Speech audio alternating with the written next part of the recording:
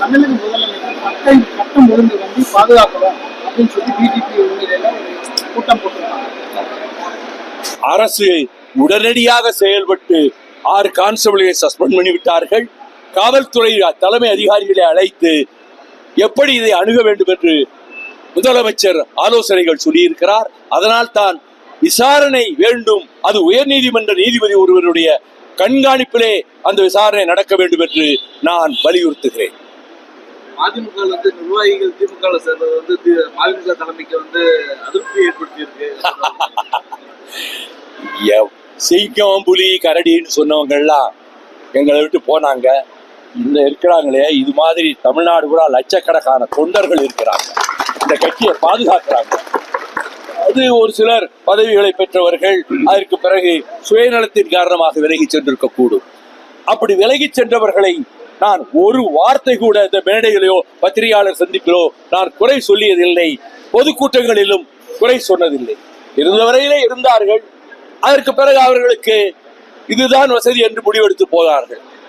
அதை பற்றி ஒன்றுமில்லை. ஓடுகிற ஆற்றிலே ஒரு கை தண்ணீரை எடுத்துவிட்டு ஆற்றையே நாங்கள் எடுத்து விட்டோம் என்று சொல்வதை போலத்தான் இது. லட்சோபலட்சம் தொண்டர்கள் தமிழகம் எங்கும் இப்படி இருக்கிறார்கள். இதை போல உறுதியாக இருக்கிறார்கள். ஒரு தேர்தலையே நாங்கள் புறக்கணித்தோம். தேர்தலை புறக்கணித்த பிறகு அந்த கட்சி நடத்துவது ரொம்ப கஷ்டம்.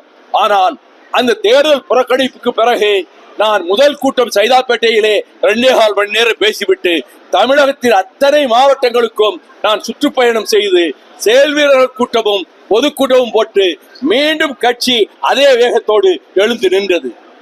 இங்கே மக்கள் திலகம் எம்ஜிஆர் தவிர அதற்கு பிறகு கட்சி தொடங்கியவர்கள் எத்தனையோ பேர் கட்சிகளை கலைத்து விட்டார்கள். கட்சிகள் இல்லாமல் போய்விட்டது. ஆனால் 31 ஆண்டுகளாக அன்றெடுத்த அந்த முடிவுக்குப்படி, அன்றைக்கு 93 எடுத்த முடிவின்படி இன்று வரை இந்த இயக்கம் தமிழ்நாட்டுக்காக ஸ்டெர்லைட் நிறுவனமா, அதை தமிழகத்தை விட்டு விரட்டி அடித்தது மதிமுக. முல்லை பெரியாரா, அதற்கு மக்களை லட்சக்கணக்கிலே திரட்டுவதற்கு மாத கணக்கிலே சுற்றுப்படம் செய்தது மறுமலர்ச்சி திமுக கழகம். நீட்டினோ உறுதியாக கொண்டு வருவேன் என்று பிரதமர் மோடி சொன்னார். ஆனால் அதை கொண்டு வர விடாமல் நான் உயர் நீதிமன்றத்திலே வழக்காடி வாங்கிய ஸ்டே 3.5 வருட காலமாக அப்படியே இருக்கிறது. நெய்வேலி நிலக்கரி நிறுவனம் தனியார்மயமாக்கப்படும் என்று வாஜ்பாய் அரசு முடிவெடுத்த போது அவரை போய் சந்தித்து எங்கள் மண், எங்கள் உழைப்பு, எங்கள் உயர்வை, இது வடநாட்டு பெருமுதலாளிகளிடம் அவர்கள் இந்த பங்குகளை வாங்கி கொண்டு போய் இந்த நெய்வே NLC-யையும் கொண்டு போய் விடுவார்கள், நீங்கள் இந்த முடிவை மாற்ற வேண்டும் என்று சொன்ன போது அதை ஏற்றுக்கொண்டு அந்த முடிவை ரத்து செய்தவர் அன்றைய பிரதமர் வாஜ்பாய் அவர்கள்.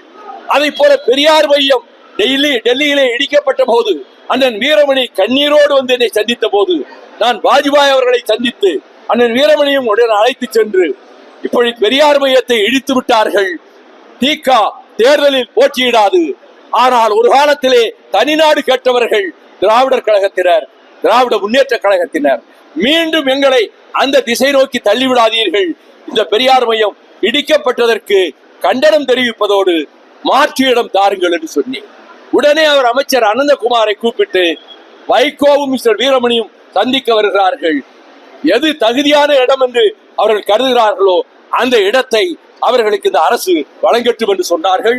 அதே போல அப்பல்லோ ஆஸ்பத்திரிக்கு பக்கத்தில் பெரியார் மையம் புதிதாக கட்டுவதற்கு இடத்தை மிக சொற்ப தொகை 2 லட்சம் மற்றும் தொகை கட்டண தொகை என்று சொல்லி வாங்கி கொண்டு அது பெரிய முன்பிருந்ததை விட பெரிய மாளிகையாக எழுந்து நிற்கிறது என்றால் அதை ஏற்படுத்தி கொடுத்ததும் மறுமலர்ச்சி திராவிட முன்னேற்ற கழகம் தான்.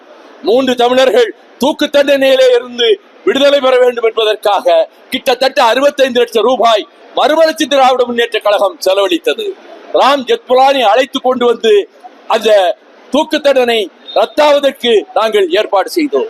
ஈழத் தமிழர்களுக்காக முத்துக்குமார் உள்ளிட்டவர்கள் தீக்குளித்த போது அந்த 18 குடும்பங்களுக்கும் குடும்பத்துக்கு 3 லட்சம் ரூபாய் என்று மேடையிலே வைத்து அத்தனை தலைவர்களோடும் நான் கொடுத்த போது அது முழுக்க முழுக்க மதிமுகவினுடைய பணம், கட்சியினுடைய பணம், யாரும் ஒரு பைசா கொடுக்கவில்லை.